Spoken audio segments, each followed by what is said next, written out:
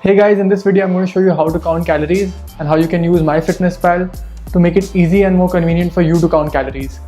When it comes to flexible dieting, counting calories is not just for the quantity of food, but it's also an invaluable skill set to learn before you get into it. It's not just a method to quantify food, but it's so much more. It makes you more aware of what you're eating. It educates you to know what nutrients actually come from which foods. It teaches you portion control, mindful eating, and the concept of moderation, which alone can actually be the difference in you reaching your fitness goals. It builds good habit, and what's better than that?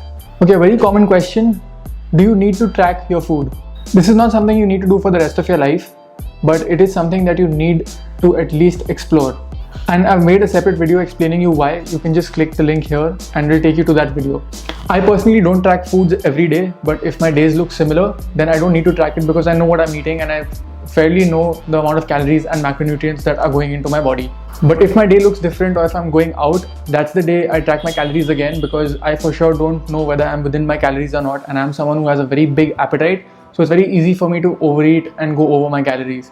Versus there might be someone who, if they don't calculate what they're eating, they might eat very less. So it completely depends on you what kind of a person you are. But in the start of my journey, it took me about 4 to 6 months of regular and consistent tracking of foods to understand what foods have what nutrients in them and what actually works for me. And that is the period that actually changed my life, and that is the period that actually made a difference in me reaching my goal. I understood so much about food and I understood so much about my body just by tracking my foods and just by being mindful of what I'm eating. And now when I have a very specific goal to hit or a specific body fat percentage to reach or any kind of aesthetic or strength goals, that's when I resort to calorie counting, and it's just easy because I've done it before, I know how to do it, so I just come back and I start counting calories again. And it is also a method that I use to just get back on track, because even for someone who's been into training and general fitness for about 8 years now, I'm someone who also can go off track because I just love food too much, and I'm sure a lot of you relate to it. But counting calories is something I use to just get back on track and just again become mindful of what I'm eating and whether I'm actually on track or not. So calorie counting is something you can use whenever you need to reach a specific goal. But once you've done it before and you have a foundation and a base set, you can always come back to it and do it. So you don't have to force yourself to do it for the rest of your life. You can always come back to it when you need it the most. Before I go into the tutorial, there are a lot of people who think that MyFitnessPal is just complicated and it's very difficult to use. This video is just for that. Stick on till the end of the video and I will make sure that I make it a little bit more convenient, a little easier for you to use. But one thing is for sure, just like your first push-up, your first pull-up, your first workout, your first box jump, this is going to be tough. Okay, give it some time, give it some practice, and definitely you'll get into it and it'll become easier at some point. I'm going to dive deep into this topic and I'm going to answer every question that you have regarding calorie counting and using MyFitnessPal to track your macros.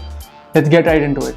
First things first, you need a smartphone on which you can go into the App Store and be able to download the app. So you just type in MyFitnessPal, it'll come up, and it is an Under Armour sponsored app. So this is what it looks like. It's a blue icon, and all you have to do is just download it and it'll appear on your phone.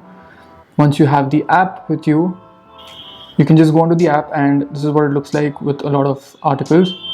So what I'm going to show you is my profile. Okay, once you've set your profile, you can go into your goals, and that's where you fill in your starting weight with the date and your current weight and your goal weight. That could be either fat loss or muscle gain depending on what you want, and it has different options, so you can either be aggressive with it or you can take it easy and start slow. So you have all of these options. I've chosen a mild fat loss.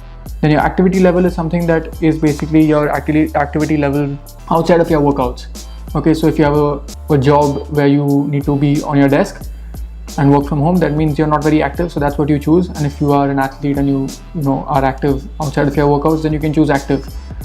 Okay, then you go into your calories and your macronutrients, and this just changed right now. So I usually have 2900 calories. So the app will, through its own algorithm, choose your carbs, proteins and fats, and you need to change that yourself. Okay, so all you can do with the free version of the app here is select a percentage. Even if you calculate your carbs, proteins and fats, you need to kind of estimate close to that with the amount of protein and the amount of carbs. So for me, it's usually 200 grams of protein, so 218 is something I can choose. If I choose less, it's 181. So I'd rather be a little bit over, and I'll know that, okay fine, I'm supposed to hit 200, so that that mark is always there. From here, I'm going to select my fats to be 81 grams, and now the total is 95%, so I need to make it 100%, so I'm going to increase my carbs a little bit, which is 326. So this is roughly what I'm going to have. Okay, just make sure when you are using MyFitnessPal, your calories are not as important as your macros. Think of hitting your macros and you'll be good. Now I go to my home page, and from here what I'm going to do is I click on calories remaining. I click on that up bar, and what it does is basically you can choose yesterday or just a few days before, or you can go on to today as well. So I'm going to just basically do today. The best part about the app is that if you have used the app for more than one day, it already has your breakfast logged in. So if you have the same breakfast, all you need to do is swipe and everything comes in, right? So that is super convenient. So when people say that it is a very difficult app to use and all of that, it's just one day of work, and if you repeat what you're eating, you have everything literally right here. So there's literally no work that you need to do on the second day of having the same food. Now I'm just going to tomorrow so that we have a fresh layout here, and we can just start adding foods. So now I'm going to teach you how you can add a particular food. Okay, whenever you weigh any kind of food to be able to put into your app, it needs to be in terms of grams. Okay, most of it. If it's something like an egg, you go by the number of eggs. But usually for anything, whether it's oats or pasta or rice or rajma, beans, anything, right, chicken, it's all in terms of grams. Okay, don't go by spoons or cups or anything like that, because your cup versus my cup, your spoon versus my spoon can always be different. I like peanut butter, I will take a heap full of a spoon of peanut butter and I'll have it, versus you can have a slightly smaller spoon. It can be very different. 10 grams of peanut butter will have 90 or 100 calories in it, and that's where these inaccuracies can just add up to be something very bad. Okay, now I'm going to show you how to add in a particular food, and what you can do is oats. Here is basically Quaker oats is what I'm having, but if I have something like baggery oats, what am I supposed to do, right? If it's a packaged food like this, what you can do is, there's another great feature of this app. I click on add food, and from here I can just scan a barcode. So this product has a barcode here, and what I'm going to do is scan the barcode, and it just shows exactly how many calories are there in this. And now it shows 35 grams of serving here. If I'm having 60 grams, it's into 2, or I can just do 1 and 7, 8, and it's exactly like 65.5 grams. So I wanted to have 60, 65 is the closest you can be. So always manipulate the servings as per what you are having. So if I click on a generic oats, it goes and shows me 40 grams. So what I did here is that it shows me 1.5 servings and it becomes 60 grams. If you make a mistake, you can just swipe and delete. So that's how you add a food into. So again, see, you have a lot of options, and what you want to do is always go for something which is verified. So a branded product that is verified will always have a tick on it. So if you're having a particular brand of oats, just click on that brand. Just literally type in oats baggery or oats Morrison's or Sainsbury's if you are somewhere in the UK, Quick Oats or Quaker Oats or something like that. If you can just be as specific with the brand, it will just show you exactly what you need to be filling in. Okay, you click on that and it's always pretty accurate if it has a tick on it. So always stick to that. So even if you're eating something like a fruit, you click banana and you go for one medium. Medium is the safest thing to do. If it's a very big banana, you can always put large or extra small, extra large, whatever it is. Okay, and you can fill it in and it goes straight in. Perfect. And when I say 60 grams or particular amount of grams of a particular food, you need to have a weighing scale with you so that you can measure all your foods, and you can just keep your bowl on the weighing scale and weigh your food as you put it. Should you weigh your food when it's raw or when it's cooked? I'd say that if it's a particular food, stick to it. Okay, if you're measuring it cooked, usually like for example rice, which is made for multiple people at home, always measure it cooked. Okay, if it's something like oats and you're making it for yourself, measure it uncooked, and you want to stick to that. So don't measure cooked and uncooked every alternate day or every random day. Always stick to the standard that you're trying to create for yourself. Now all of these foods that we've discussed are all generic foods. So if you have something like oats or a packaged product or even raw chicken breast, all of these are standard foods. All of these foods will never change in terms of their nutrients. But when it comes to something that is concocted and something that involves a lot of ingredients, like your home cooked butter chicken or home cooked lasagna or pasta or something like that, a lot of ingredients go into it, and that's when it gets complicated. That's when you become slightly inaccurate. When you have a very specific goal to hit and you're trying to maybe compete or try to hit a goal weight, you'd rather avoid those foods because there's no way to be 100% accurate with that. But how you can be maybe 80% accurate, which is very good, is that you separate all the ingredients that go into your food and you have to actually know what's going in. There is no excuse that, oh, my mom made this and I don't know what's gone into it, so I just ate it and now I'm going to just assume what I ate. If you do that, it's going to be super inaccurate and you're definitely going to be going over or under your calories. And if that's a particular food that you like, you will definitely go over your calories. And if it's home cooked, if it's a rich meal like a butter chicken or a rajma chawal or lasagna, pasta, anything, you're most definitely going to go over your calories because it's filled with calorie dense foods, maybe cheese or butter, ghee, all of those things. So you need to be very careful when you're trying to accurately measure all of that. So if I have butter chicken at home for lunch, which is home cooked, definitely don't do what I'm doing here. This is completely random. The way the app cooks butter chicken and the way your mom cooks it, or the way it's cooked in a third house, it's completely different. Okay, the amount of butter, ghee, cream, chicken, cashews, anything that you use. Some people don't even use cashews. Like you can just have very different recipes for butter chicken. So if you're doing this, it's completely wrong. 1 cup of butter chicken is not what you want to do. So delete it. Understand and ask the person who's made the food what they've put into it. Okay, definitely there's going to be ghee or butter or oil into it. So you separately put in the oil. Suppose if it's made for 4 people, right? And you have put in 5 tablespoons of oil. 1 tablespoon is usually 10 grams of oil, and that will give you 10 grams of fat. Okay, so if it's basically 4 people having a dish which has 4 or 5 tablespoons of oil, assume that you've at least had 1. Now that goes 10 grams of fat.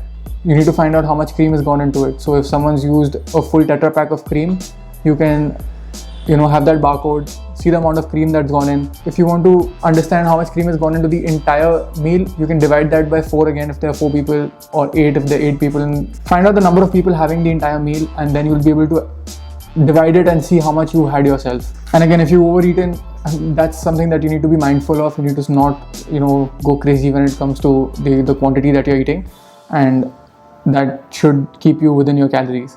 So you go into that and you type fresh cream and you put in fresh cream into it, 100 grams Amul. Fine, you might have had 50, right? So then what you need to do is put half the serving and fill that in. Then you go into the amount of chicken you might have had, raw 250 grams.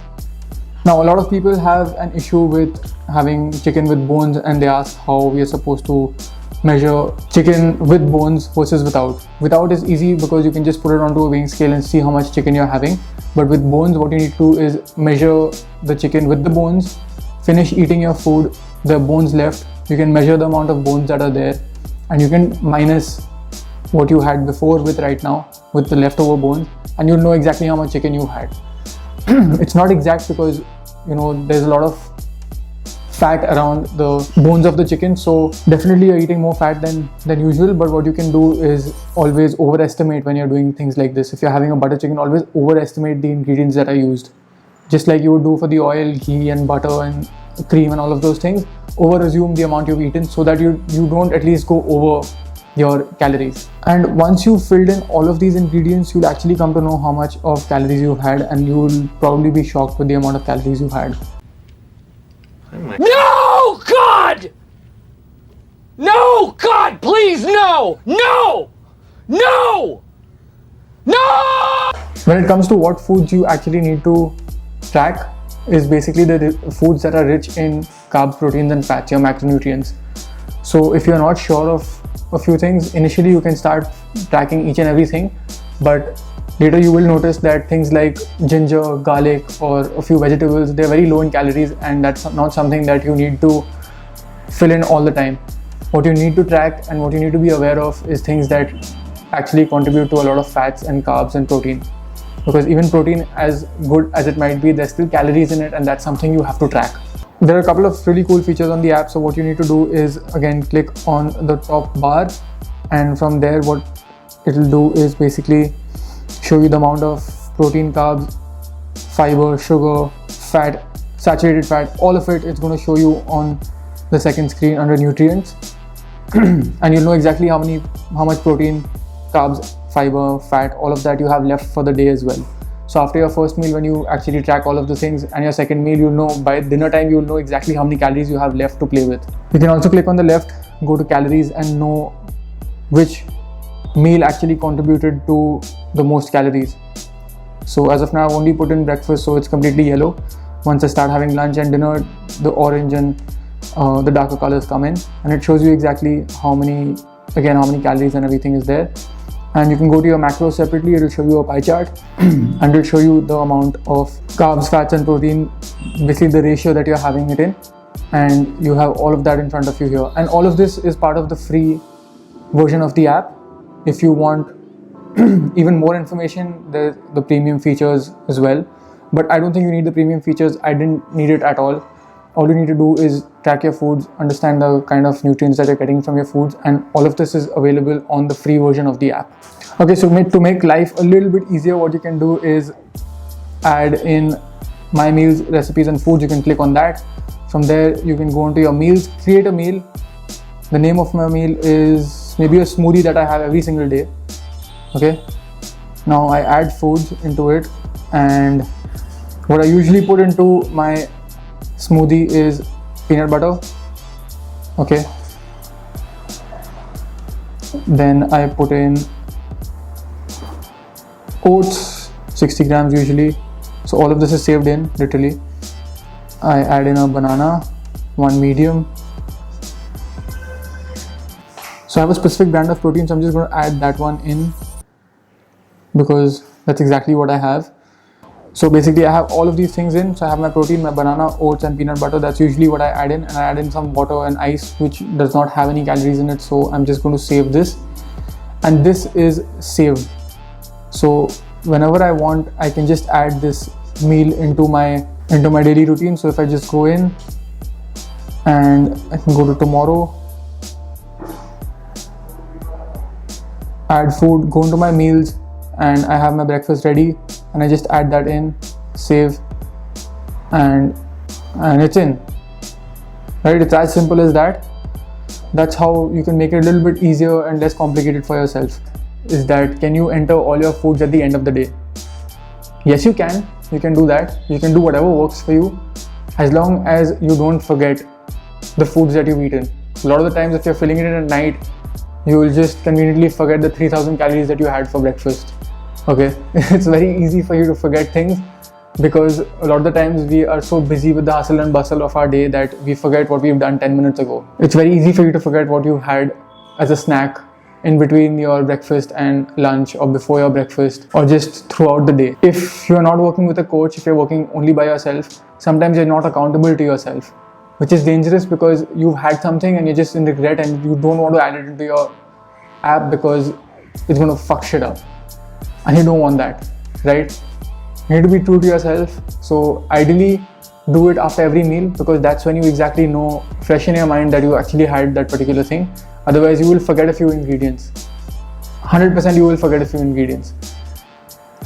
Ideally, on the other hand, if you want to make things more convenient, start of the day, put in all the foods that you're going to eat throughout the day and stick to it. That's another, like a back calculation that you can do to stay within your macros, stay within your means, stay within your budget. And that's a method that actually works for a few people. So see what works for you and stick to that. So guys, it's a long video, but I hope I have cleared a few concepts with you, and I hope I've made it slightly easier for you to understand how to use the app. Try to get your head around it. If you have any kind of questions, mention it in the comments below. I'll be more than happy to reply to you and help you guys. I can also make a video of anything specific that you have in the app that you're not understanding. I've just shown you the basic features of it. If you use this, you'll be more than sorted, and you can definitely start calorie counting yourself and try to understand what foods are bringing you what nutrients, and you can stay on track just by doing this. It'll seem like a lot of work initially, but you will definitely get used to it and you will get your head around it and you will start making progress. So give yourself time, be patient and get after it, okay? Please like, share and comment if you liked the video, if it brought you any value, if you learned something out of it, and I will see you guys in the next video.